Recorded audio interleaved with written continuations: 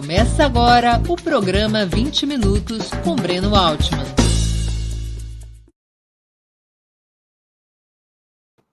Bom dia. Hoje é 27 de abril de 2022. Estamos dando início a mais uma edição do programa 20 Minutos. Nosso entrevistado é o cientista político Antônio Lavareda.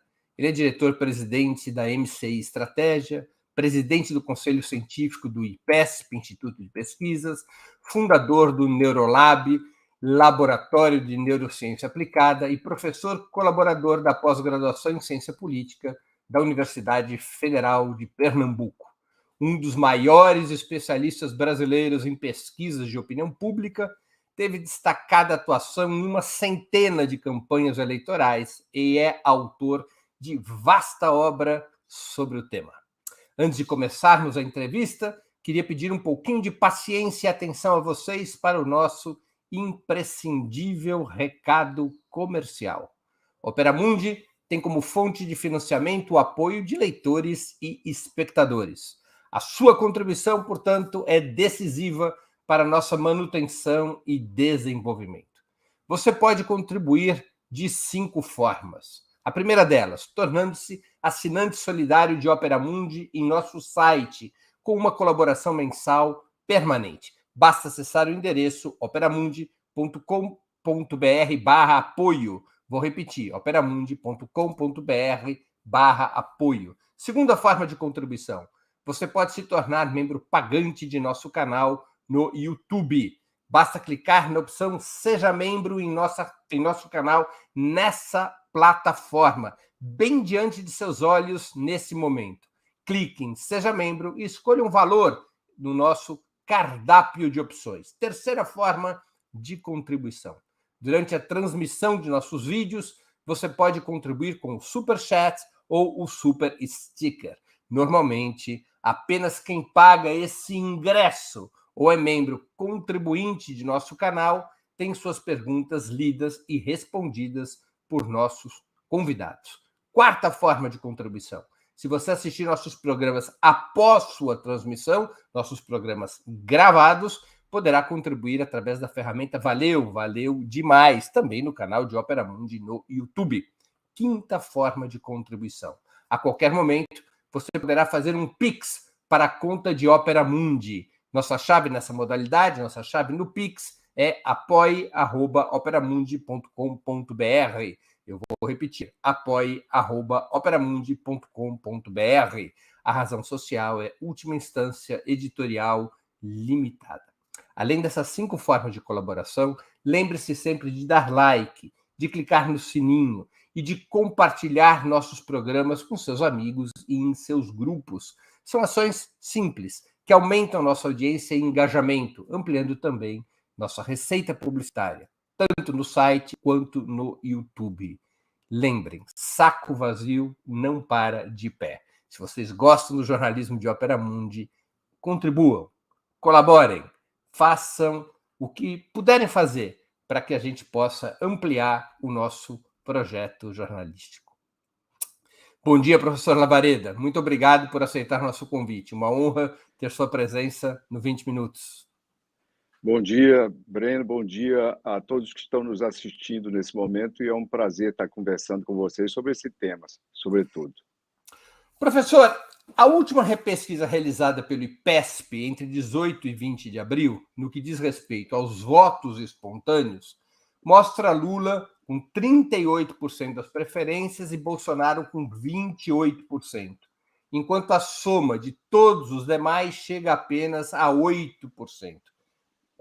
Está aqui na tela a tabela com esses números. Na apuração estimulada, os números ficam, respectivamente, em 45% para Lula, 31% para Bolsonaro e 15% a soma de todos os demais. É a tabela da intenção de voto estimulada, que está aqui no nosso gráfico. A essa altura do campeonato, podemos afirmar que a polarização entre Lula e Bolsonaro é irreversível? Olha, Breno, essa é uma pergunta que frequentemente é feita e legitimamente né, colocada pelos analistas, pelos jornalistas como você e outros. E faz todo sentido, né?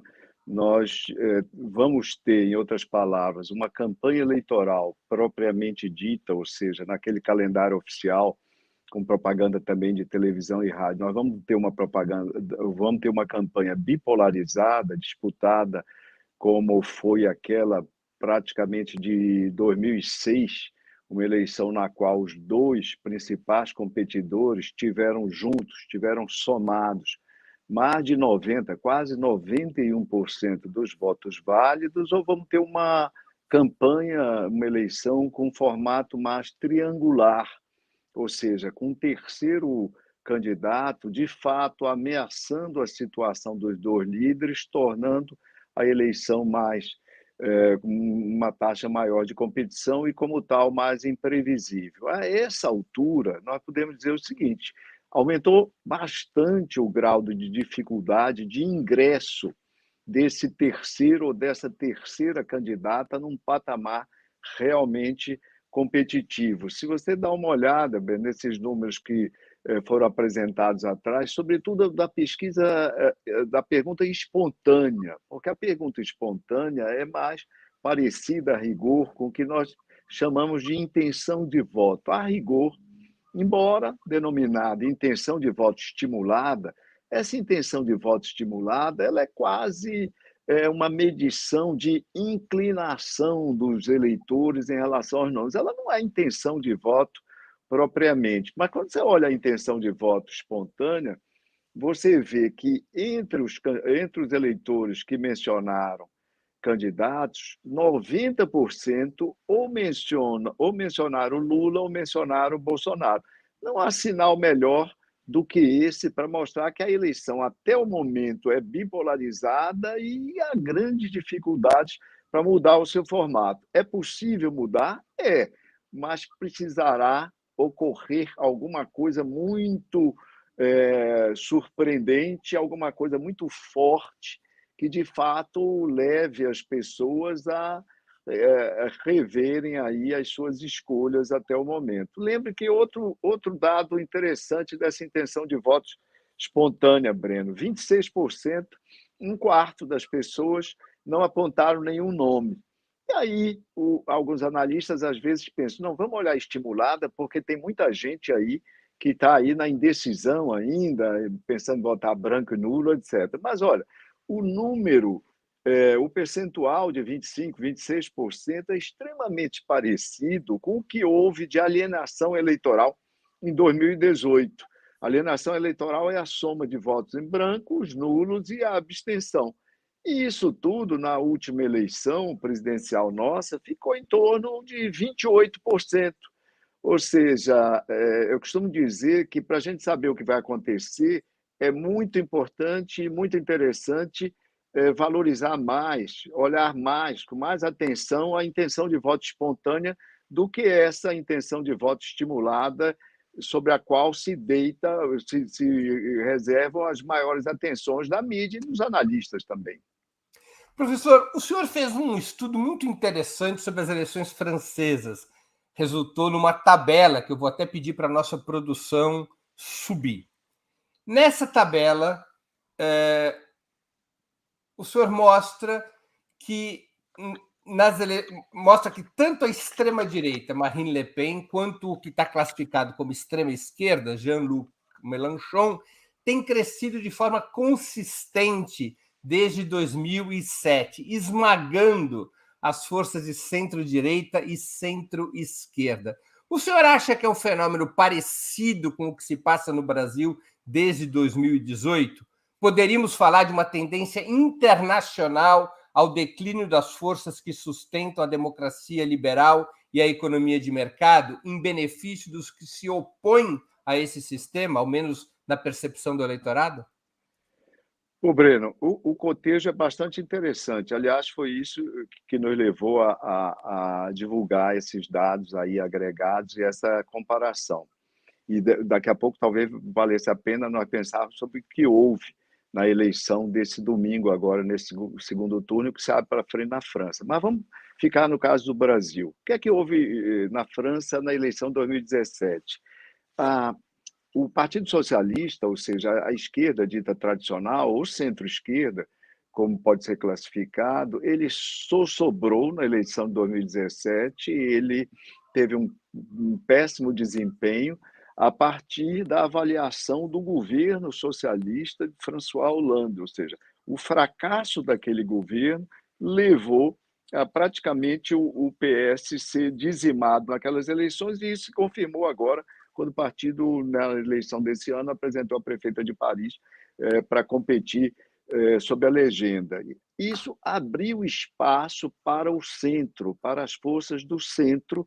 Que forças do centro essas? Foram construídas esse partido En Marche, o partido Macron, né, que, aliás, há um belo documentário na Netflix, Breno, sobre a eleição dele de 2017, vale a pena dar uma olhada. Pois bem, o Macron organizou esse partido, atraindo pessoas da direita e do próprio Partido Socialista, do centro-esquerda, até porque ele tinha integrado, ele tinha sido ministro do François Hollande. Com isso, ele praticamente dizima em 2017 o Partido Socialista e também o Les Républicains, partido da direita tradicional francesa, do Chirac, Pompidou, toda uma corrente, toda uma linha de políticos relevantes da França do pós-guerra. Pois bem, o centro se apresenta, ele constitui o centro, na verdade, ele reconstitui, mas nós não vamos recuar muito na história aí da França. Ele reconstitui o centro em torno dele, né, em torno desse En Marche, e, com isso, ele compete contra Marine Le Pen, que ultrapassa o candidato da direita tradicional, o Fillon, enfraquecido pelo movimento do Macron e também por problemas, por questões pessoais ali, de avaliação pessoal, do François Fillon à época. Nós estamos falando de 2017. Mas veja só, a eleição de 2017 na França foi uma eleição crítica no sentido clássico, é uma eleição que muda as bases da competição do sistema, remove um competidor tradicional, que era o Partido Socialista, o Partido de Mitterrand, etc. Tal, remove um competidor tradicional e introduz o que era, de fato, um outsider, porque o Macron foi um outsider de centro, mas um outsider naquela eleição contra uma candidata de extrema-direita do sistema, que é a Marine Le Pen. E na eleição desse ano, 2022, na França, nós tivemos uma reiteração desse mesmo jogo, dessa mesma mecânica no segundo turno, ou seja, nós tivemos novamente a candidata da extrema-direita, agora normalizada, ela já foi ultrapassada, já houve nessa eleição alguém mais à direita do que ela, o jornalista, o Zemmour, etc., mais à direita. Isso, segundo alguns analistas, inclusive, serviu para suavizar um pouco a imagem de Marine Le Pen, que cresceu nesse segundo turno, ganhando 7 pontos em relação ao desempenho de 5 anos atrás. Então, a eleição desse ano na França foi uma eleição normal nesses termos. A eleição brasileira de 2018 Agora, foi uma eleição... uma interrupção, professor, mas com um crescimento, segundo o seu estudo, com um crescimento expressivo, tanto da Marine Le Pen em relação a 17, quanto do próprio Mélenchon. Quer dizer, as forças, o voto de centro se reduziu em relação a 17. Você tem toda a razão. O voto de centro-esquerda se reduziu e o voto da esquerda, da chamada extrema-esquerda, liderada pelo Mélenchon nessa eleição, cresceu bastante. Não chegou ao segundo turno, mas cresceu bastante. Há quem diga que nas próximas eleições nós vamos assistir, provavelmente na França, a um enfrentamento da extrema-direita com a extrema-esquerda. O Mélenchon hoje, digamos, no Bureau de Apostas, ele é visto como um franco nome, uma aposta bastante provável para estar no segundo turno nas eleições da França, que, pelo calendário, ocorrerão daqui a 5 anos. No Brasil, nós tivemos um movimento, eu queria chegar só nesse ponto, Breno, claro, para concluir. No Brasil, em 2018, nós não tivemos uma remoção do partido tradicional da esquerda. Por exemplo, o que houve com o Partido Socialista fora do segundo turno de 2017 equivaleria ao PT estar fora da disputa do segundo turno em 2018.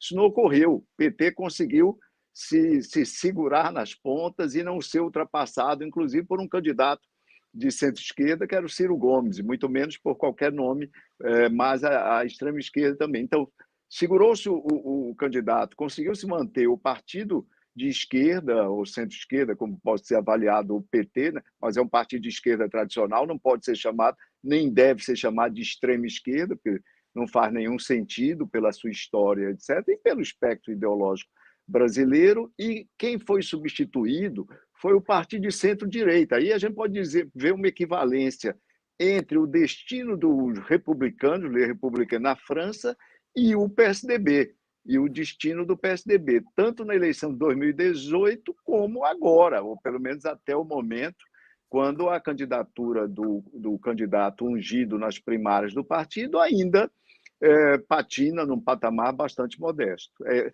essa semelhança que nós podemos fazer. Nós vamos ter no Brasil também, pelo menos pelo que se vê até o momento, uma eleição também normal, que aqui é uma eleição normal tecnicamente, é uma reeleição que reitera as forças, a mecânica básica do enfrentamento da eleição anterior. Professor, a desidratação da terceira via, que é apontada nas pesquisas, é mais favorável a Lula ou a Bolsonaro?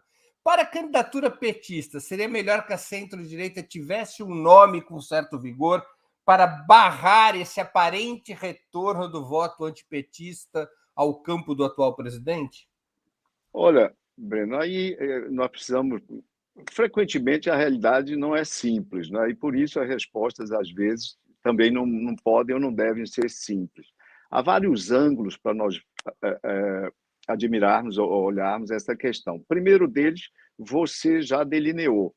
O espectro político-ideológico nosso e a representação desse espectro ficando mais plural é uma coisa boa para o PT, é uma coisa boa para a sociedade brasileira, uma coisa boa para uma parte importante da direita, para os liberais brasileiros, para os muitos empresários, intelectuais, economistas, profissionais liberais e parte da população em geral que comunga de valores liberais, de valores também conservadores no plano social, mas que tem uma ligação com a nova república, com o padrão de competição, com as regras democráticas da nova república mais forte do que os adeptos do presidente Bolsonaro, que é situado corretamente na extrema-direita do espectro e que nunca enganou os eleitores, nunca enganou a sociedade, nem os jornalistas a respeito disso, desde a eleição de 2018, desde a campanha de 2018. Então, esse pluralismo é muito interessante, até porque nós temos que nos perguntar quem é que vai continuar representando essa banda do eleitorado brasileiro, que vai do centro até a direita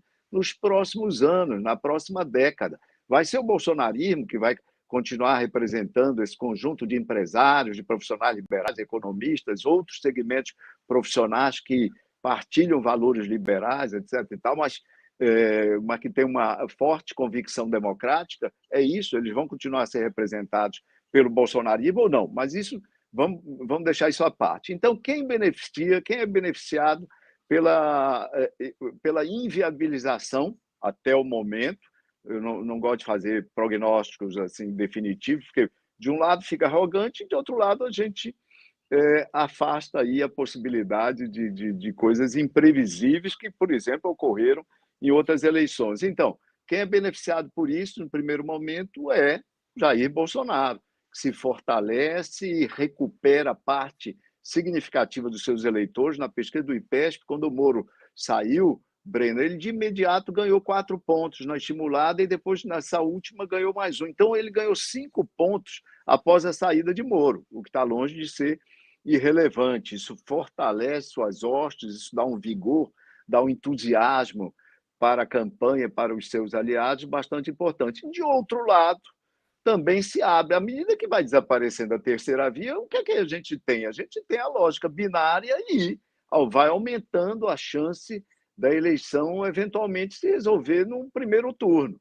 Ou seja, aqueles eleitores que ficarem entre essas duas candidaturas, parte deles votando de modo estratégico, ou seja, que é denominado comumente como voto útil, votando útil, né? Optando por um voto útil na reta final da eleição, essa eleição tem tudo para ser resolvido no primeiro turno, se continuar assim, Breno. Só lembrando, em 2006, eu mencionei que 2006 foi a eleição mais polarizada eleitoralmente da história brasileira. Todo mundo fala em polarização nas campanhas, etc. Mas tomando-se polarização, bipolarização, como a concentração, como o volume da concentração dos dois competidores principais, a eleição mais polarizada eleitoralmente foi a eleição de 2006. Entre Lula e Geraldo Alckmin, ironicamente. Lula e Geraldo Alckmin. Eu já lembrei que ambos tiveram 91%, mas devo lembrar agora que Lula não ganhou aquela eleição no primeiro turno por 1,4% dos votos apenas, Breno. Então, isso esteve muito perto de ocorrer e nesse ano pode ocorrer. O senhor acha que se pode falar, à luz das últimas pesquisas e com a queda da diferença entre Lula e Bolsonaro de janeiro para abril, segundo a pesquisa do IPESP, a diferença entre janeiro e abril na espontânea caiu de 25 para 20 pontos. Eu estou falando aqui de segundo turno. E no primeiro turno também caiu 20 pontos a diferença. Caiu de 20 pontos, que era 44 a 24, para 45 a 31. É possível falar em recuperação de Bolsonaro? É possível falar, deve-se, mais do que ser possível, deve-se falar em recuperação de Bolsonaro, e, ao mesmo tempo, é importante qualificar essa recuperação, Breno. Recuperação significa simplesmente retomada do apoio eleitoral de um contingente significativo de eleitores. Houve isso? Houve. Os números estão aí, os gráficos são irretorquíveis, né? Indisputáveis. Ninguém pode se colocar contra os fatos. Agora, é importante qualificar essa recuperação. Essa recuperação tem a ver, em última instância, de forma simplificada, com a saída de Sérgio Moro e as dificuldades nas quais essa saída abrupta se inclui, mas também que não se restringe a elas. E as dificuldades de viabilização de uma articulação, de uma coordenação em torno de um nome que, depois de passar pelo estágio da política, ou seja, da coordenação das lideranças, se mostre também viável na dimensão fundamental, que é a dimensão eleitoral. Ou seja, a viabilização dessa candidatura não depende apenas do acordo das lideranças, do acordo das direções partidárias. Vai depender, sobretudo, da adesão dos eleitores a essa oferta, eventualmente nova, ou pelo menos combinando candidaturas aí já postas. Pois bem, Bolsonaro, nesse vazio, Bolsonaro recupera eleitores de 2018. Inclusive porque esses candidatos e essas forças, Breno, talvez pudesse ser comentado em outro momento, tiveram até agora, manifestaram equívocos importantes de posicionamento. Eu não estou falando apenas de retórica, de explicitação de propósito, estou falando de posicionamento, bastante equivocado até o momento. Pois bem, Bolsonaro se beneficia com isso, é o grande beneficiário. Agora, se eventualmente Lula continua liderando, a terceira via desaparece, como eu disse há pouco, pode ser que Lula, ao fim e ao cabo, termine se beneficiando, porque a continuar liderando as pesquisas, isso inevitavelmente ocorreria. Não se deu até agora, Breno, um efeito gangorra. E é isso que, embora na mente das pessoas, às vezes, pareça o seguinte: Bolsonaro se recuperou, obviamente Lula se enfraqueceu, mas não é verdade, não tem esse, obviamente, não cabe. Nos números nossos, a força de Lula é estável nesse período, bastante estável até agora, e Bolsonaro caminha sobre os escombros dos projetos alternativos do seu campo político-ideológico. Quer dizer, poderíamos sintetizar assim: o Bolsonaro recupera um voto antipetista que buscava uma alternativa ao atual presidente e que, com o desaparecimento dessa alternativa, esse voto regressa ao Bolsonaro. Em síntese, seria isso. Isso explicaria a relativa recuperação de Bolsonaro. Ótima síntese, Bruno. É essa. Agora eu vou fazer uma pergunta mais subjetiva, professor. Lula e o PT teriam cometido um erro de cálculo ao ocupar fortemente o centro político, ajudando a inviabilizar a terceira via, mas empurrando parte de seu eleitorado de volta para Bolsonaro? Olha, Breno, isso naturalmente é a história que vai nos apontar, vai nos dizer. É, quando o Lula faz esse movimento para o centro, em direção ao centro, e mais do que isso, ele faz um movimento em relação à direita, Sim, convenhamos, ao sim, sim. centro-direita, porque Geraldo Alckmin era da porção de centro-direita do PSDB, um dos elementos dos políticos mais importantes e também mais conservadores que o partido tinha entre suas lideranças fundadoras, só recuperando. Quando ele faz esse movimento, ele procura emitir o sinal de que não é uma candidatura, de que sua candidatura não era uma candidatura radical, como setores da imprensa afora. O bolsonarismo, obviamente, se preocupava em rotular, e rotular sistematicamente.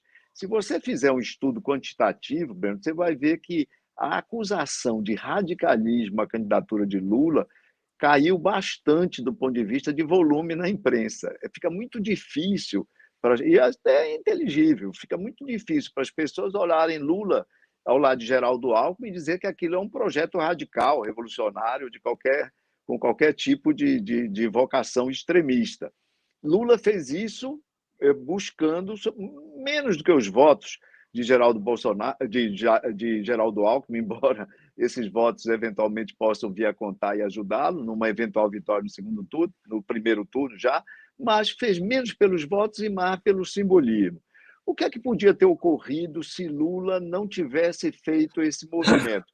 Isso facilitaria, obviamente, a viabilização de candidaturas desse espaço de centro-direita, ajudaria a alimentação dessas candidaturas, mas nós não sabemos a base eleitoral que essas candidaturas conseguiriam agregar.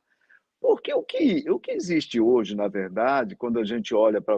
Por que o Lula, Breno, ele está no patamar, ele nem cresce nem cai, praticamente ele nem cresce nem cai desde o ano passado. Por que ele não cresce nem cai? É por conta da sua campanha? Porque ele tem acertado? Porque ele tem errado? Nada disso.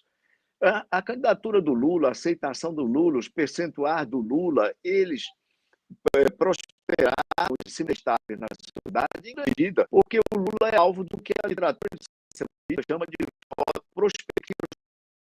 prospectivo, com uma base retrospectiva, com base no que o eleitor acha que esse candidato ou candidata já entregou para ele no passado, entregou para o país em termos de gestão, em termos de administração. Então, é por isso que o Lula não tem nem crescimento nem declínio nas suas intenções de voto, em grande medida, porque ele navega com base na sua avaliação retrospectiva. E essa avaliação, ele tem 58% de ótimo e bom, segundo a pesquisa nossa, apontou a última vez que foi feita, e esses 45% de intenção de voto estimulada dele, 35, 36% de intenção de voto estimulada, se abastecem nesse campo, né? Nessa bolsa de avaliação de atitudes, de interpretação de sentimentos positivos em relação aos governos do ex-presidente. Não é isso. Esses votos não têm a ver exatamente por Lula ter avançado para o centro ou deixar de avançar. Sim, a minha questão diz respeito a um outro aspecto que era ao inviabilizar relativamente, ao ajudar a inviabilizar a terceira via, será que não teria havido um retorno de votos a Bolsonaro maior do que o esperado, o que explicaria esse crescimento atual do Bolsonaro? Eu não sei o que era o esperado. O esperado aí, eu não sei o que seria o esperado. Agora, vejamos, que é Não, eu vou natural. partir da pesquisa do IPESP, para ser mais clara a minha pergunta, porque o Lula está estabilizado em 44, 45, segundo o IPESP, desde dezembro. Lula não cresce nesse período. Nesse período, cai a terceira via e se recupera o Bolsonaro. Lula faz um movimento ao centro, nos últimos 4 meses, um movimento importante, com a candidatura de Geraldo Alckmin. A terceira via vai perdendo base eleitoral, mas quem mais ganha é o Bolsonaro. Isso aqui não pode expressar um erro de cálculo? Me parece que não, Breno, me parece que não. A mim parece o seguinte: um candidato que começa pelo teto, praticamente, embora ele não diga, embora a sua campanha se esforce para adicionar novos eleitores, a minha experiência de campanhas, eu trabalhei em 91 campanhas até 2012. A minha experiência de campanhas, ora coordenando, ora sendo consultor de estratégia, coordenando pesquisa, etc. e tal, ora ajudando os marqueteiros das campanhas, etc. A minha experiência é que numa situação assim, a estratégia básica é mantenedora.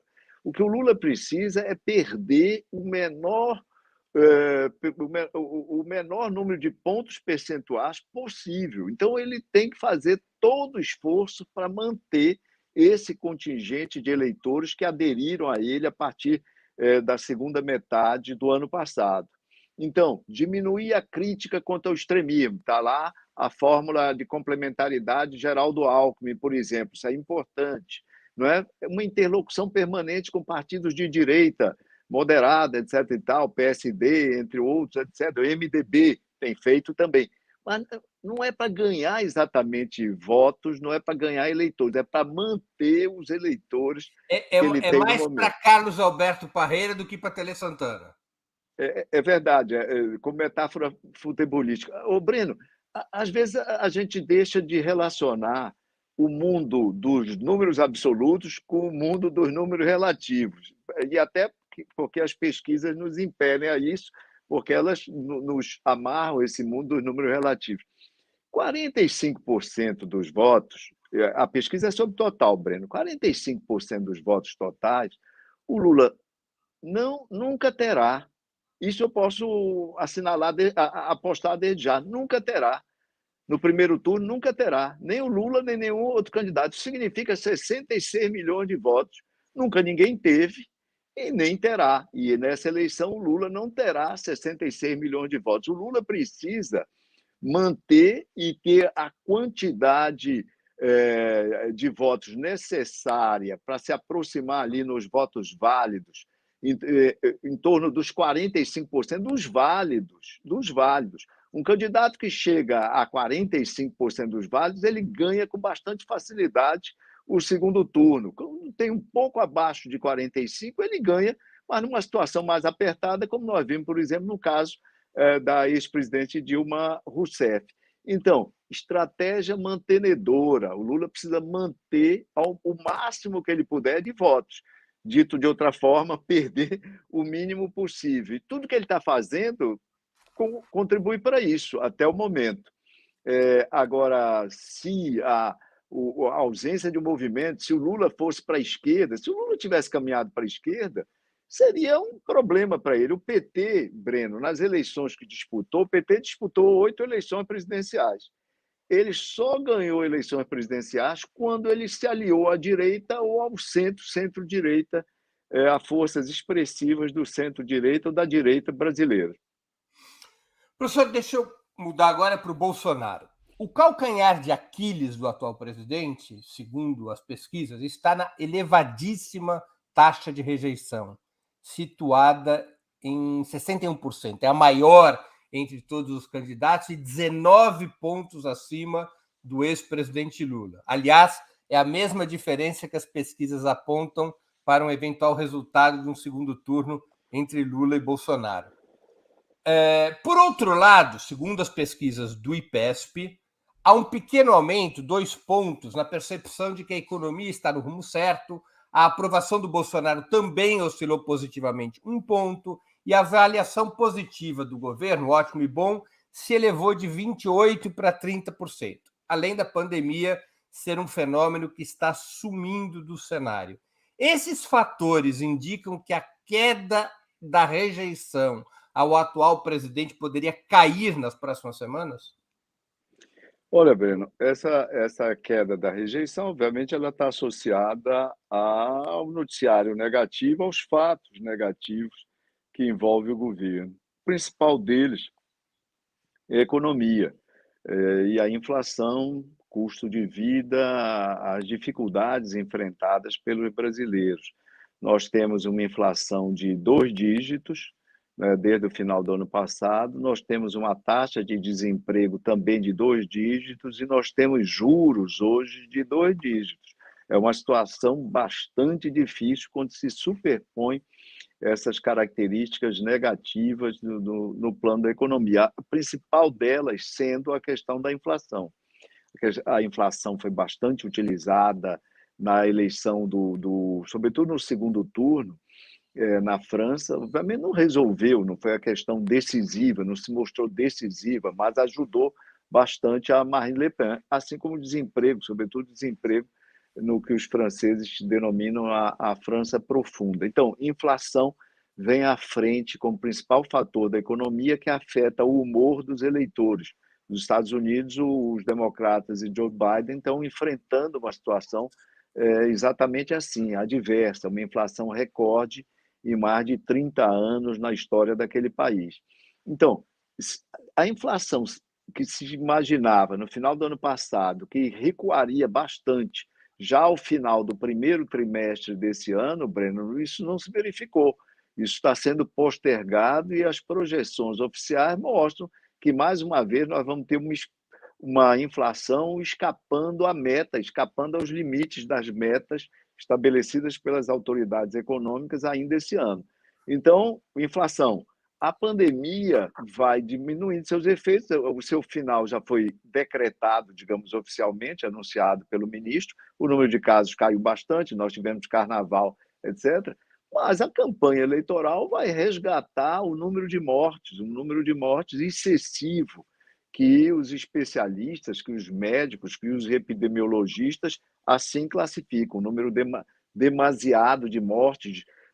A participação do Brasil nos óbitos mundiais por conta da pandemia é absolutamente desproporcional o tamanho da nossa população também nessa escala mundial. Então, mas à medida que boas notícias venham a ocorrer, se a inflação sofrer um recuo expressivo, se o desemprego der sinais de melhora, se o PIB, que é outra variável importante, que está caminhando de lado esse ano, deve crescer no máximo em torno de 0,5%. Para uma economia como a nossa, é caminhar de lado, caminhar de banda, como dizem os analistas. Se o PIB der sinais de recuperação, tudo isso ajudará a leitura do governo. Mas eu queria chamar a atenção para uma coisa bastante curiosa, que é o seguinte: em geral, regra está lá nos manuais, by the book, a intenção de voto no candidato incumbente, ela é uma consequência, uma variável que se chama variável dependente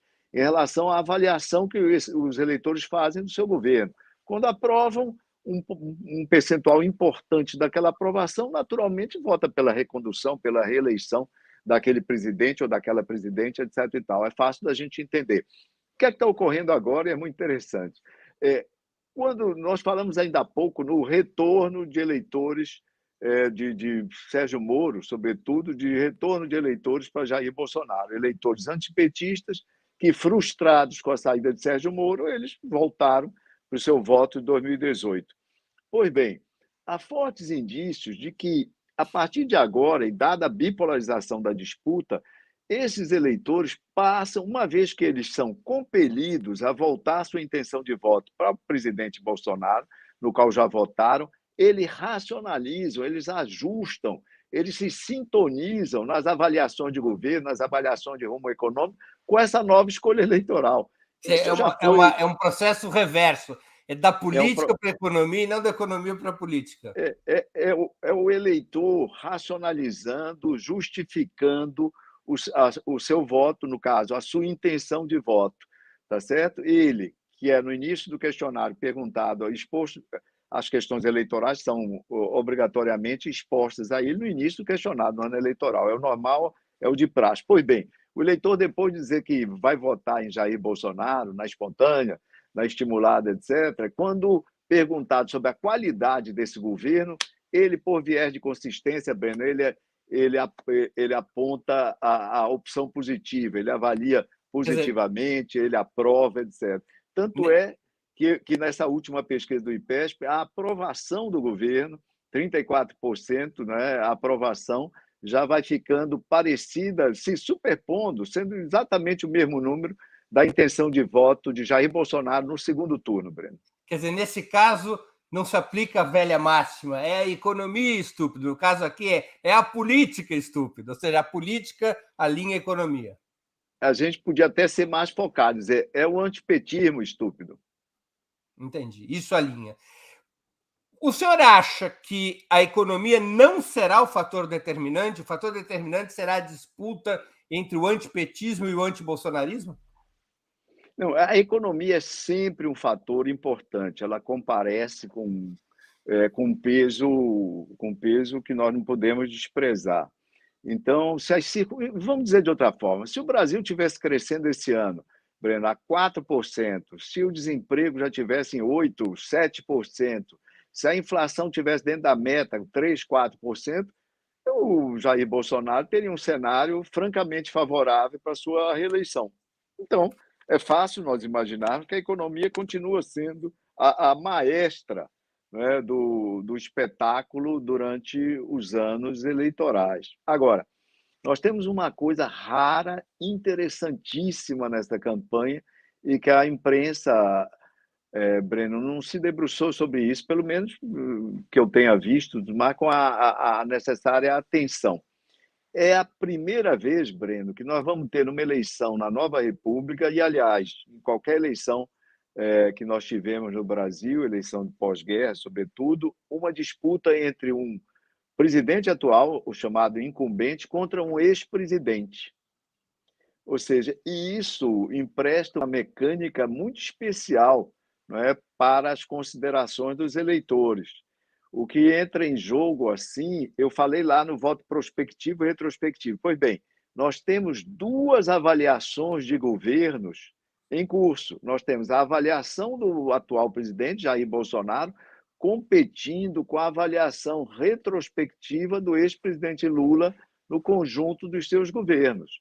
Essa é uma grande diferença e é algo muito raro de ocorrer, E nunca joga ocorreu no muito Brasil. favoravelmente a Lula, nesse momento. No momento muito favorável ao Lula. Óbvio que se a conjuntura for absolutamente generosa com o governo Bolsonaro, a sua avaliação pode ou poderia melhorar bastante. Agora, ao que parece, apenas o antipetismo não dará a Bolsonaro o gás necessário para ultrapassar um governante, um presidente, cuja avaliação retrospectiva é de ótima e boa, é 58% na nossa última medição. Apenas isso não dá. Agora, Breno, é importante, os eleitores às vezes me perguntam com frequência, Lavareda, esses números podem mudar? Eu digo, podem. Mudam em algumas eleições? Podem mudar sempre. Por exemplo, já que o ex-presidente Lula compete nessa eleição, eu falei muito da eleição de 2006, não é isso, Breno? Em abril de 2006, como é que estavam as pesquisas? A gente sabe que no final do primeiro turno, em 2006, Lula teve 37,1% dos votos e Geraldo Alckmin teve 31,1%. A diferença entre os dois foi 6 pontos percentuais. E agora eu digo para quem esteja nos assistindo, nós estamos falando sobre votos totais, não sobre votos válidos, porque os números apresentados das pesquisas, tal como o Breno mostrava há pouco, são números sobre os votos totais. Então, 6 pontos. Como é que estava a eleição em abril daquele ano, segundo o Datafolha? Como é que estava a eleição daquele ano? O Lula tinha, na eleição em abril, tinha 39,2%. Então, o Lula perdeu 2,1 pontos percentuais entre abril e outubro. E Geraldo Alckmin tinha 29,8%. Ele, na eleição, teve 31,1%, então Geraldo Alckmin ganhou 2,3%. A diferença entre os dois, que era uma diferença de 9 pontos, essa diferença recuou para 6 pontos na eleição daquele ano. Então, ou seja, um movimento modesto durante a campanha eleitoral, mas cada campanha, de certa forma, é uma campanha. Mas é possível dizer que se a economia não tiver surpresas positivas a favor, portanto, de Bolsonaro, a candidatura do atual presidente está morta? Olha, se a economia não der sinais vigorosos de recuperação, A campanha do atual presidente, a campanha, ele já é vitorioso no sentido de que ele vai para o segundo turno, Breno. Uhum. Lembrar que no ano passado, em abril do ano passado, poucas pessoas apostavam que o presidente Bolsonaro estivesse no segundo turno de 2022. Eu considero que só isso já é uma conquista. O presidente já foi vitorioso até agora, porque ele indo para o segundo turno de 2022, ele continua como líder da direita brasileira nos próximos anos, né? O principal líder da direita brasileira. Lembrar que no passado, alguns candidatos presidenciais reiteraram essa candidatura ao longo do tempo, né? O brigadeiro Eduardo Gomes foi 2 vezes candidato da UDN, exatamente por conta disso. Então, o Lula mesmo, à esquerda, foi candidato várias vezes. Então, Bolsonaro já ganhou até o momento a condição de, salvo o melhor juízo, liderar a direita brasileira durante os próximos anos, porque no segundo turno de 2022, do segundo turno, dificilmente ele será retirado, pelo que os números apontam até agora. Quanto a ganhar a eleição, obviamente ele teria que desfrutar de uma situação econômica, produzir resultados, mostrar à população resultados econômicos muito melhores do que tem conseguido mostrar até o momento, Breno. Com esses números aí, obviamente, para o presidente ser vitorioso, ele dependerá de alguma obra do acaso. Obviamente, nós não podemos conjecturar sobre obras do acaso, porque se pudéssemos, acaso não seria. Antes de continuarmos, eu queria pedir novamente que vocês contribuam financeiramente com a Opera Mundi. A essa altura, estamos com quase 1.300 pessoas nos assistindo ao vivo e eu me dirijo a essas e a esses que nos assistem. Lembrem-se, há 5 formas de contribuição. A primeira é a assinatura solidária em nosso site, operamundi.com.br/apoio. A segunda é se tornando membro do nosso canal no YouTube, clicando em Seja Membro e escolhendo um valor do nosso cardápio de opções. A terceira é contribuindo agora mesmo com o Super Chat ou Super Sticker. A quarta é através da ferramenta valeu demais quando assistirem nossos programas gravados. A quinta é através do Pix. Nossa chave é apoie@operamundi.com.br. Vou repetir. Nossa chave do Pix é apoie@operamundi.com.br. Nossa razão social é última instância editorial limitada. Quero também informar que estamos com uma promoção especial para quem fizer uma assinatura solidária de Opera Mundi. Receberá como brinde um dos famosos e charmosos bonés do Movimento dos Trabalhadores Sem Terra, o MST. A promoção vale para assinaturas anuais de qualquer valor ou mensais de pelo menos R$ 48. A gente está comprando o boné diretamente do movimento, ou seja, um boné legítimo do MST. A assinatura solidária pode ser feita no endereço operamundi.com.br/apoio. Eu repito, operamundi.com.br/apoio. Pessoal, Opera Mundi não é uma igreja evangélica, mas nós dependemos do dízimo para continuar apresentando, oferecendo a vocês entrevistas como essa de hoje, com o professor Antônio Lavareda, um dos maiores especialistas em eleições nesse nosso país. Professor, o atual presidente parece estar repetindo a estratégia de 2018, radicalizando o seu discurso e a lógica da confrontação, absorvendo o que muitos chamam de sentimento antissistema. A extrema-direita dá fortes sinais de acreditar que o caminho para a vitória estaria nesta radicalização, enquanto a esquerda, liderada por Lula e o PT, apostam suas fichas na ampliação das alianças e até em uma certa moderação discursiva, de pacificação nacional. Os dois blocos têm razão nas respectivas lógicas que adotam, na sua opinião? A extrema-direita calcula bem ao radicalizar seu discurso e a esquerda também o faz ao propor um caminho mais moderado? Olha, Breno, eu acho que a esquerda está certa em propor o caminho mais moderado e acho que a candidatura do presidente Bolsonaro também poderia fazê-lo, porque ela não está sob risco. Em geral, você precisa radicalizar seu discurso quando sua candidatura, quando a força que você representa está com o flanco à esquerda ou à direita, respectivamente, ameaçados. Não há nenhuma candidatura de direita mais à extrema, ou seja, não existe um Zemmour no Brasil ameaçando Jair Bolsonaro, desqualificando, atacando sua postura como demasiadamente moderada, tíbia, etc. Nada disso. Então, o presidente Bolsonaro se beneficiaria de avançar em direção ao centro do espectro. Esse tipo de competição, naturalmente chamada de competição centrípeta, um voo, um movimento em direção aos centros, seria também interessante, proveitoso para o presidente. Até porque, diferentemente da gramática de 2018, nós vamos ter nessa eleição normal, entre aspas, uma eleição normal, um presidente também normalizado como candidato. Óbvio que ele recorre à retórica antissistema para continuar mantendo o entusiasmo, a taxa de entusiasmo dos seus adeptos. O voto dessas pessoas ele teria de qualquer forma, mas além do voto ele quer o entusiasmo, ele quer o engajamento dessas pessoas, desses seguidores, desses eleitores dele. Agora, ele é um candidato normalizado porque ele compete por um grande e tradicional partido, ele compete dentro de uma coligação partidária, ou seja, dentro de toda uma mecânica tradicional de eleições normais, com grande fundo eleitoral, com bastante espaço de tempo na televisão e no rádio, e tendo tido o cuidado que está tendo e já teve de estruturar candidaturas competitivas ao governo e ao Senado, ao menos nas principais unidades da federação. Então, isso é uma candidatura normal.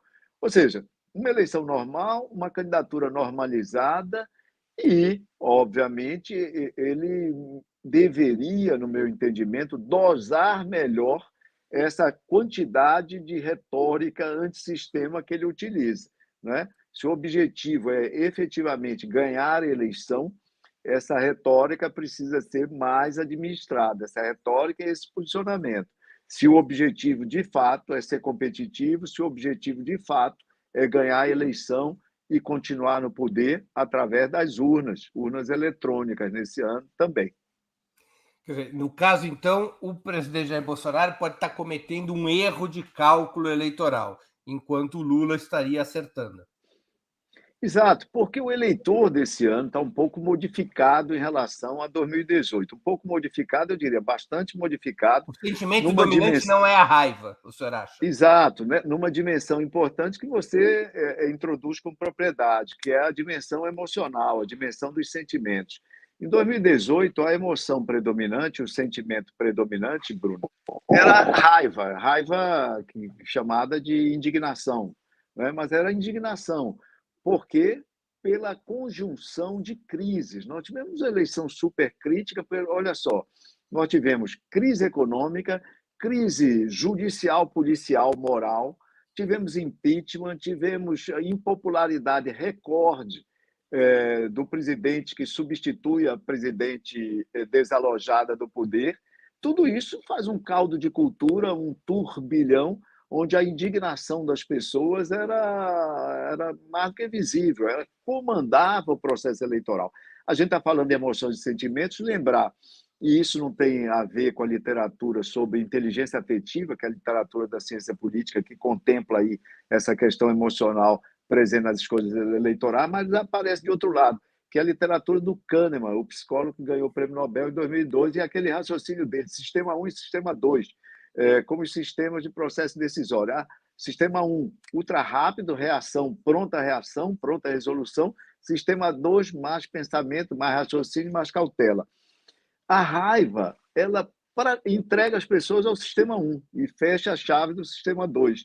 Pois bem, isso foi com a indignação de 2018, foi o que ocorreu em 2018 para a larga parcela do eleitorado. Veio a pandemia desligou o sistema 1, a pandemia trouxe o predomínio do medo, do receio, da cautela. E olha que a pandemia já se fez, efeitos da pandemia, efeitos dessa nova equação emocional, já se fizeram presentes, Breno, nas eleições de 2020. Não por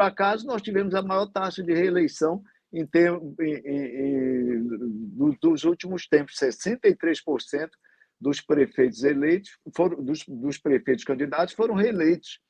E os candidatos outsiders, porque o outsider é outro produto da indignação. O outsider de 2018 é um produto da indignação. Aliás, um bom tema para você explorar em outros momentos e com outros especialistas, Breno, é a questão dos sinais de 2018 presentes em 2016. 2016 já havia uma sinalização forte do que ocorreria em 2018. O João Dória era um outsider, embora encapsulado pelo PSDB.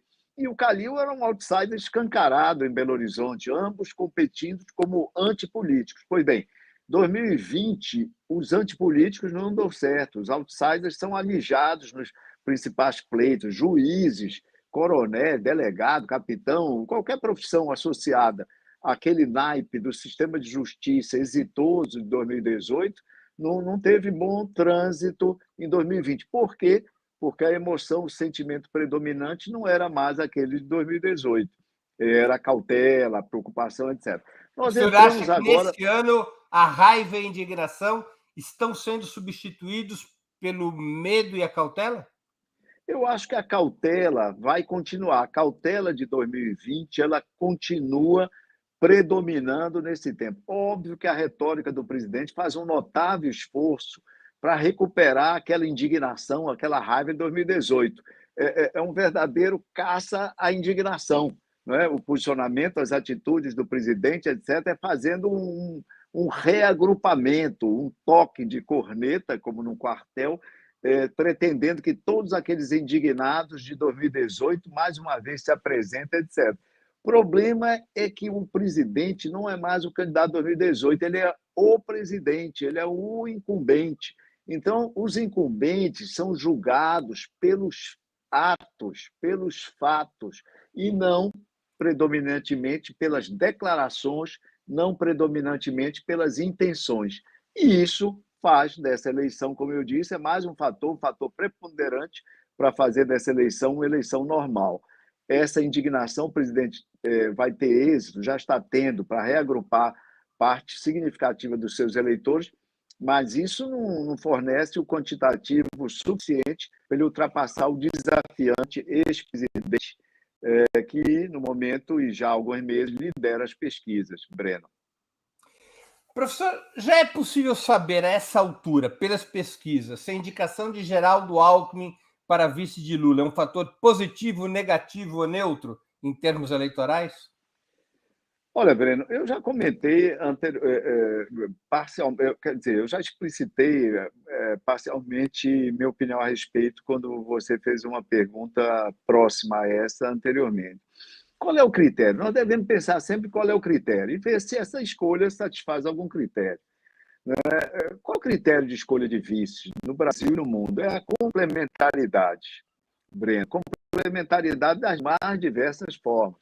Complementaridade de gênero. Então, o presidente, o Biden e a Kamala Harris, é uma complementaridade. Gênero, claro. Complementaridade de faixa etária, complementaridade regional, complementaridade de ideológica. Então, o caso do Lula-Alckmin é complementaridade ideológica para fins eminentemente simbólicos. Complementaridade ideológica para fins eminentemente simbólicos. Isso funciona? Ao que parece, sim. Como eu disse, a gente tem um sinal que é o arrefecimento das críticas e das qualificações, tentativas de qualificação do radicalismo dessa candidatura, que seria expresso por essa candidatura. Não é? Porque o ticket completo, a chapa completa, desautoriza aí uma qualificação de radicalismo dessa chapa. Agora, do lado do presidente Bolsonaro, qual é o critério utilizado para o vice-presidente Braga Neto? Aí é um critério totalmente novo. Nós estamos inovando, o Brasil está inovando nessa categoria. Breno, não sei sua opinião, na minha opinião, ele inova ao trazer um novo critério. É um vice-presidente que, na verdade, é um hedge, é um seguro, é uma cerca protetiva em relação a um mandato no qual se espera que os seus aliados sejam majoritários no Congresso E então isso é um seguro em relação aos próprios aliados Como já congressuais. foi o Mourão, né? Mas exato, é o Mourão elevado Se, mais eu, uma se vez me ao. derrubarem, fica ainda pior. É um critério hedge, é um hedgeamento da vice-presidência. Um critério interessante. O Brasil é inovador frequentemente sobre os aspectos. Deixa eu fazer um comentário aqui. Em 1989, a candidatura do Lula, embora ela tenha perdido a eleição, temos que levar em conta que ele era um partido muito pequeno. Mas a esquerda e o próprio candidato Lula teve uma embocadura, uma estratégia, um discurso antissistema, claramente antissistema. Deslocou o eleitorado de centro para a esquerda e chegou numa posição no segundo turno com 40 e perdeu a eleição por 47-53, chegou a 47% no segundo turno, sem ir ao centro, e isso garantiu, ou pelo menos isso impulsionou a presença protagonista do Lula e do PT em todas as eleições posteriores. O recurso a uma estratégia antissistema desse tipo, no universo de hoje, daria errado? Eu acredito que sim, Breno. Aquela candidatura foi exitosa, PT. Lembrar que o Lula ultrapassou o terceiro colocado, Leonel Brizola, por 0,6, 500 né, mil por votos só. cento, 0,6% dos votos. Foi uma ultrapassagem imprevisível em larga medida. Todo o sistema trabalhava com a candidatura no segundo turno de Leonel Brizola. E no segundo turno, quando você sai de 17, alguma coisa, 17,5 ou 6, se a memória não me traz, 17,2, talvez menos, para 47, você só faz isso cultivando a rejeição ao adversário. No segundo turno, é a rejeição que determina o resultado da eleição. Jair Bolsonaro perde nos cenários com Lula por conta da sua rejeição, do comparativo entre a rejeição a ele e a rejeição ao Lula. A diferença da rejeição entre os dois na pesquisa do IPESP é 19 pontos, e a diferença entre os dois no segundo turno é de 20 pontos. Isso ajuda a evidenciar meu argumento. O Lula fez uma campanha naquele momento antissistema. Na verdade, em 1989, nós tínhamos fechado a Constituinte, acabado a Constituição no ano imediatamente anterior. A última eleição tinha sido a de 1988, o sistema político estava fragilizado. A eleição de 1989, em grande medida, embora nós não tenhamos uma presidencial anterior para exatamente ficar completinho o quadro nas eleições, foi uma eleição crítica. Você veja o seguinte: o partido habilitado pela história recente para estar no segundo turno era o PDT, foi ultrapassado pelo PT, o PT que desde então hegemoniza a esquerda brasileira. E o partido do centro, que podia estar na disputa, primeiro, foi desalojado pelo outsider de direita, Fernando Collor, candidato outsider de direita, e os candidatos do centro, o candidato do centro, Ulisses Guimarães, do MDB, ele tem uma votação em torno dos 4 pontos percentuais. E é ultrapassado pelo novo ator partidário do centro político brasileiro, que estaria em todas as eleições compondo o duopólio com o PT, que foram os tucanos, o PSDB. Mário Covas tem uma votação bem superior, bem superior à votação de Ulisses Guimarães, e o PSDB assume, então, a representação do campo do centro. Na verdade, a eleição de 1989, de alguma forma, ela ajuda a delinear a mecânica das disputas do sistema partidário presidencial brasileiro, que se efetivaria a partir de 1994. Então, é uma eleição, nesse sentido, uma eleição crítica. Numa eleição crítica, você tinha 2 candidatos antissistema. Você tinha o outsider da direita versus o candidato de raízes populares de um partido noviço, relativamente noviço, de fato, à esquerda, que era o PT. Então, mas aquilo naquele momento fazia sentido. Depois de nós termos tido uma eleição em que o vitorioso foi antissistema em 2018, né, você ter agora uma campanha pela esquerda, com um candidato posicionado também como antissistema, numa eleição normal, numa eleição que predomina a ansiedade dos brasileiros pela resolução dos seus problemas econômicos, sociais, o pós-pandemia cheio de incertezas, o país sai machucado dessa pandemia sob vários aspectos, 35 milhões de jovens das escolas públicas absolutamente prejudicados pela dificuldade de acesso ao ensino online nesse período, alargando ainda mais o fosso entre educação pública e educação privada, o que por si só promete mais adiante acentuar as desigualdades já tão duras, tão incrustadas no tecido social brasileiro. Tudo isso, uma candidatura antissistema do Lula e da esquerda hoje só estaria ajudando a incendiar o país, não é? Confrontada com a retórica radical do presidente, embora ele seja um presidente normalizado, só estaria ajudando a incendiar o país. Não corresponderia às demandas da maioria da sociedade brasileira nesse momento. Lula está liderando as pesquisas, Breno, eu disse há pouco, não pelo que ele tem dito ou prometido agora. Ele está liderando as pesquisas pelo que ele representa, pela avaliação retrospectiva dele. As pessoas estão votando no passado de Lula, ou no que elas leem como seu passado, e como elas veem um governo que, aos seus olhos, aos olhos da população, foi exitoso nos dois momentos em que esteve à frente da presidência da República, o ex-presidente, Breno. Professor, a ida do Lula ao centro reabre chances para o Ciro Gomes? O Ciro Gomes poderia morder uma parte do eleitorado de esquerda desconfortável com essa aproximação entre o Lula e a direita liberal? O problema é que o Ciro e o seu partido não têm essa tradição. É muito difícil, Breno, as pessoas escolherem um figurino e adotarem apenas no momento eleitoral, porque fica alguma coisa incongruente com a leitura e com a avaliação do seu passado, que é inevitável ao longo de uma campanha eleitoral.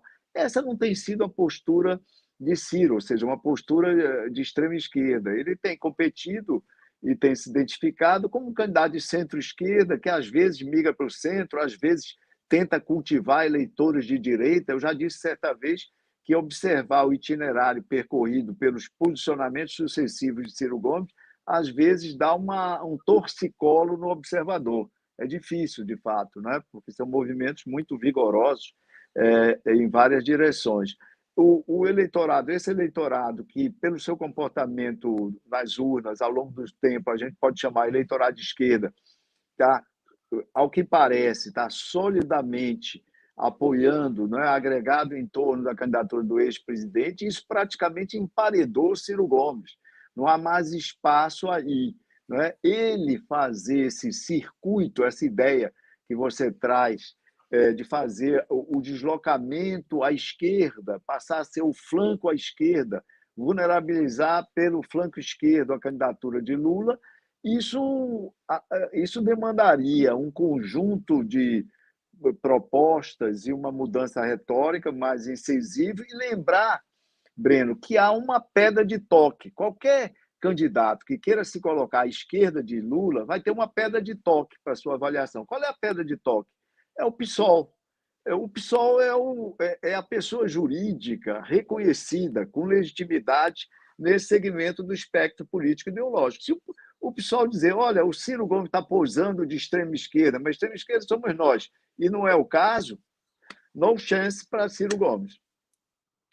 O senhor, de alguma maneira, já abordou isso, mas eu vou perguntar diretamente. A chance de Lula, chance expressiva, Lula poderia vencer ainda no primeiro turno, ou essa é uma hipótese remota? Olha, se a terceira via, os projetos de terceira via não vingam, né? Terceira via, eu gostaria, daqui a pouco, depois de responder a você, explicitar por que eu disse atrás que terceira via tem um problema original de posicionamento e de autorreconhecimento. que eu já chamei como um problema de uma falha de visão, né? Um problema de leitura da realidade. Mas, sim, se a terceira via se esvai, obviamente, o que é que você fica? Você fica num cenário cada vez mais bipolarizado. O que é que isso pode ocorrer? O que é que pode nos levar? Nos levar a que qualquer dianteira de Lula nas pesquisas, embora Bolsonaro cresça, etc. e tal, ele ganha a eleição no primeiro turno. Em 2006, nós ficamos, os números de Lula ficaram a 1,4 pontos percentuais, Breno. Ou seja, 1,4 é alguma coisa. Lembrar que em 2006 o Lula não foi ao debate da principal emissora de televisão, por exemplo. Lembrar que em 2006, na semana final da campanha, houve uma série de novas denúncias sobre dinheiro, compra de dossiês, etc. e tal, denúncias que abalaram as campanhas do PT em São Paulo e no Brasil. Então, 1,4 é alguma coisa que praticamente nas pesquisas aparece na margem de erro.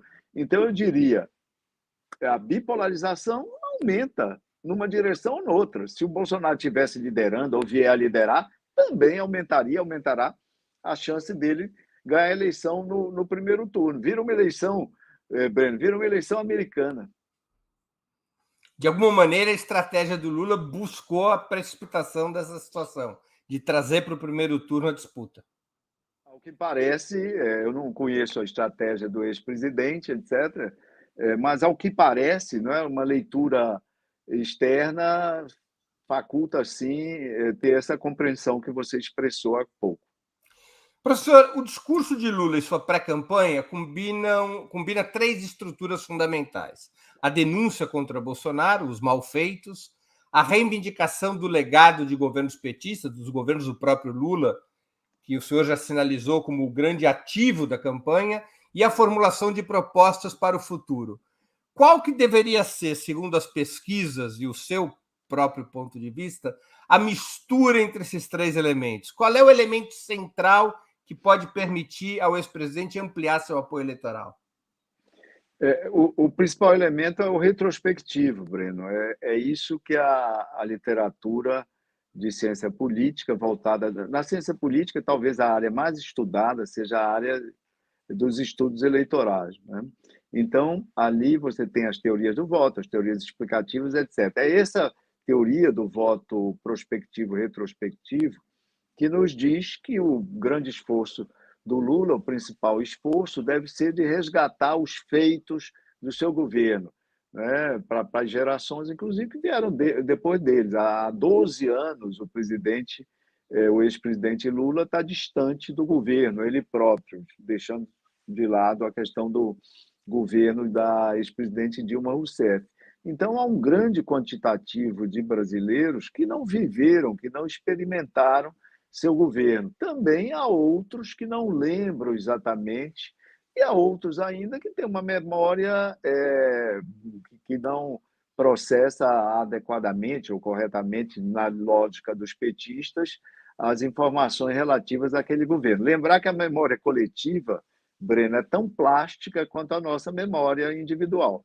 Pois bem, então é a partir daí que a campanha do ex-presidente Lula deveria, segundo a teoria, adicionar as suas eventuais propostas de governo, as iniciativas que virá a ter, etc., e, ao mesmo tempo, Mas o elemento central é o legado.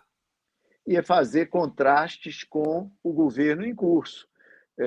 O ex-presidente Lula, ele lidera as pesquisas com base na sua avaliação retrospectiva. Ele ganhará a eleição, se vier a ganhar, com base na sua avaliação retrospectiva. É o passado que, nesse caso, governa o eventual futuro. Entendi.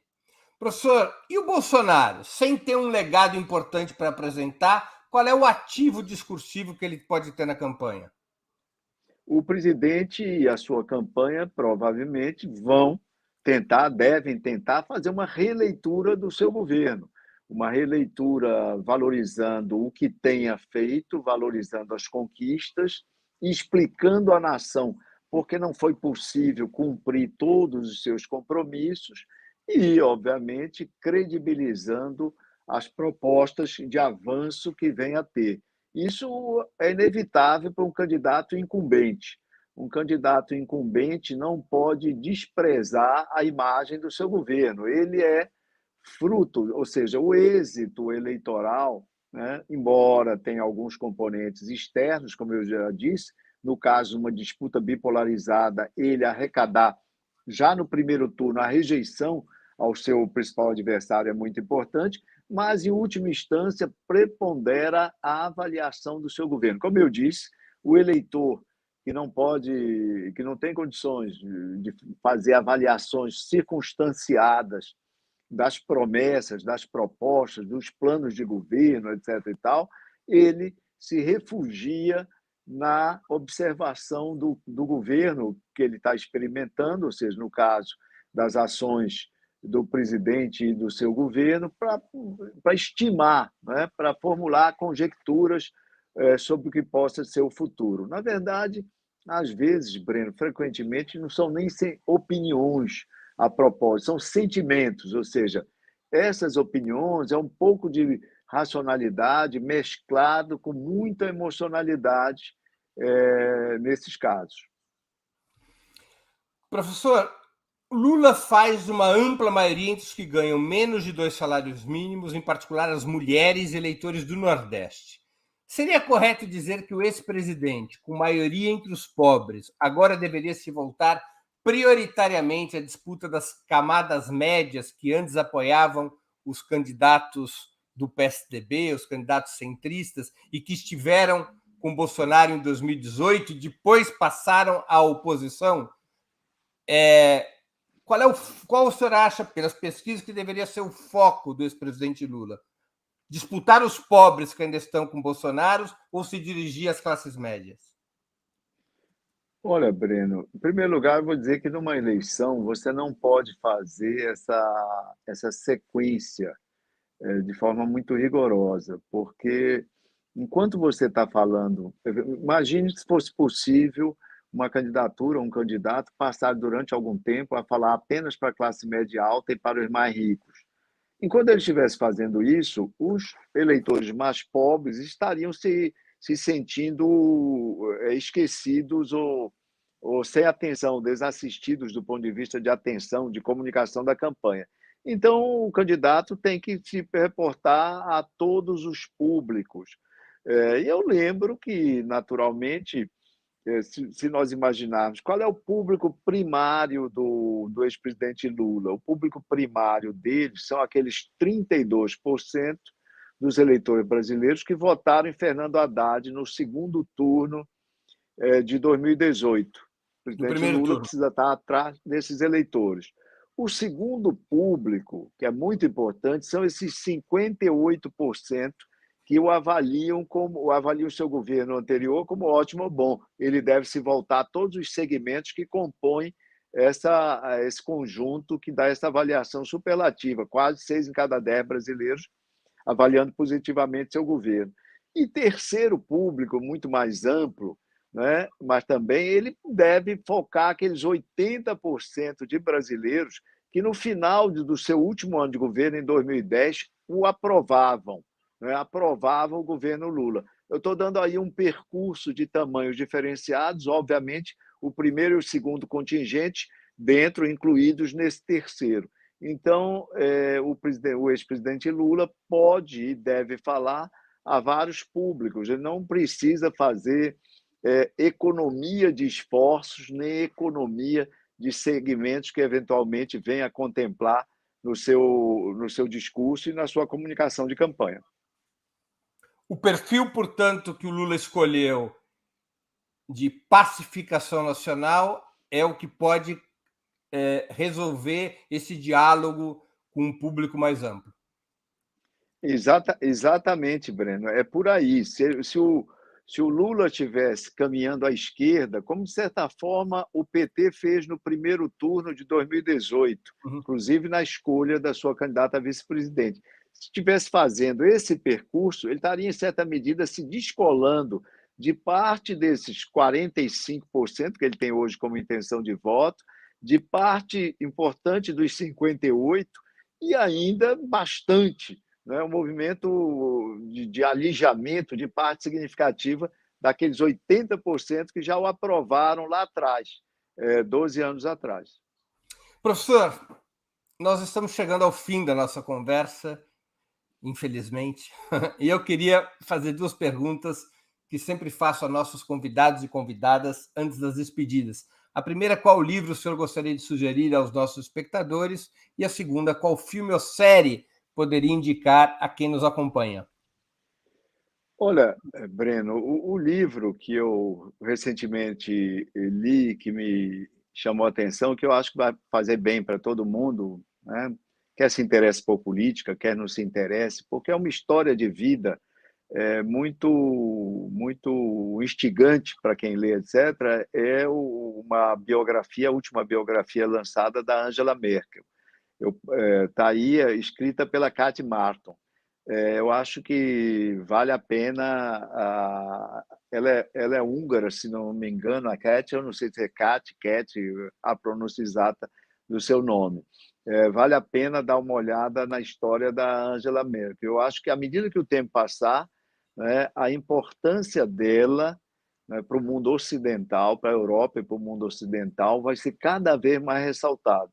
Eu estou entre aqueles que desconfiam que se a Angela Merkel tivesse à frente da Alemanha nesse momento, não é que o destino da guerra, da Rússia, da invasão da Ucrânia, etc., que isso tivesse sido radicalmente diferente, mas a administração disso, o enfrentamento diplomático disso, mesmo as medidas do Ocidente em relação à Rússia poderiam ser diferentes e talvez mais efetivas ou com maior grau de consequência. Então, esse é o livro. A série, o filme que eu assisti recente, e obviamente eu vinha acompanhar o final do segundo turno e o pós-segundo turno na França, o filme é um filme da Netflix, é um documentário sobre Macron de 2017, sobre aquela sua primeira vitória. É interessante nós lembrarmos, Breno, que o Macron ajudou a destruir o sistema político francês. Destruir, literalmente destruir. Quando ele traz quadros do Partido Socialista, ele havia participado do governo François Hollande, e traz quadros do Le Républicain, partido de centro-direita, o partido de direita tradicional francês, ele praticamente destrói um espaço, né, mais ao centro do sistema e, como você lembrou logo no início da nossa conversa, abre espaço para o avanço não só da extrema-esquerda, que o Mélenchon teve o desempenho que teve em 2017 e ampliou esse desempenho agora, como para o avanço da direita, inclusive com um novo competidor, a Marine Le Pen, ganhando um coadjuvante, um ator coadjuvante na figura de Zemmour agora. Esse foi o filme. E como eu vinha para a França, obviamente, eu aproveitei para dar uma olhada numa série da Netflix chama L'Agent, mas em português L'Agence. Em É português divertidíssimo. eles traduziram como imóveis, um título que não é muito Não, acho que feliz. está como. Acho que em português está como agência mesmo, literal. Não, Eu não assisti está, essa. não. Não? Ele tem outro título. Ele está como imóveis ou imobiliário, uma coisa assim, boba. É porque, na verdade, essa é uma família Crença, eles Ah, são eu estou corretores de confundindo, é imóveis. verdade. Eu estou Eles são confundindo. corretores de imóveis, eles inventaram esse negócio. A matriarca da família, essa figura central aí, ela era professora até 20 anos atrás. Foi ela que começou esse negócio. Atraiu primeiro o marido, depois os filhos, etc. E todos participam. São personagens reais. E o interessante é porque, obviamente, eles são corretores de imóveis, escolhem sempre pontos, eles trabalham com imóveis de luxo, então, e a perspectiva, a vista a partir desses imóveis é sempre importante para os clientes. Então, é uma forma de você ver os monumentos de Paris por uma ótica bastante privilegiada. Então, foi por isso. Então, o L'Agence, para quem se interessar por imóvel, que não é o meu caso, nem o seu caso, mas também eu até me interesso mais, mas talvez não seja o seu caso, de muitos que não estão ouvindo, dê uma olhada nele. Mas se não se interessarem e não tiverem vindo a Paris ou não quererem rever Paris, não é o caso de assistir essa série. Mas ela vale a pena. nas outras situações. Professor Lavareda, eu queria agradecer muito pelo seu tempo e por essa conversa tão elucidativa, tão interessante. Muito obrigado por aceitar o nosso convite. Muito obrigado pelo convite, Breno. Obrigado a Laila aí que ajudou aí no apoio para a viabilização desse encontro aqui. Quero dizer, parabenizar o seu programa, que é referência aí. Eu nunca havia participado, mas já havia ouvido falar bastante, já tinha ouvido e assistido trechos de entrevista, e quero dizer que você tem o raro mérito de produzir os 20 minutos de maior duração da história da internet brasileira. Obrigado, professor. São 20 minutos quânticos, eles podem ir a 90 minutos. Muito obrigado, professor, muito obrigado. Eu queria... Até mais. Até mais. Também agradeço a todos e todas que assistiram esse programa, em especial aqueles que puderam fazer contribuições financeiras ao nosso site e ao canal de Opera Mundi no YouTube. Sem vocês, nosso trabalho não seria possível e não faria sentido. Um grande abraço a todos e a todas. Para assistir novamente esse programa e a outras edições dos programas 20 Minutos, se inscreva no canal do Opera Mundi no YouTube. Curta e compartilhe nossos vídeos. Deixe seus comentários. O jornalismo de Opera Mundi é mantido com o seu apoio. Faça uma assinatura solidária em www.operamundi.com.br.